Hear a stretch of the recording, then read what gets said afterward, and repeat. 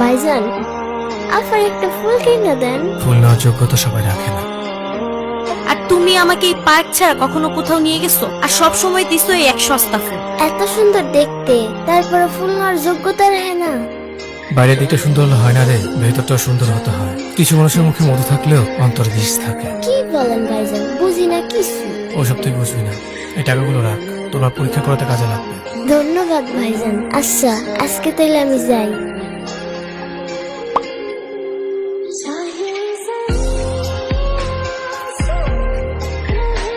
আমাকে ক্ষমা চাওয়ার সুযোগটা পর্যন্ত দাও নাই।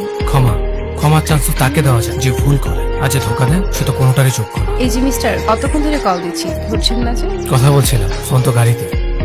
Thank you. সামান্য একটা ফুল পেয়ে এত খুশি হয়ে গেলে? ফুল পেলে কোন মেয়ে খুশি হয় না বলো তো? চলো, সবাই আমাদের জন্য অপেক্ষা করছে।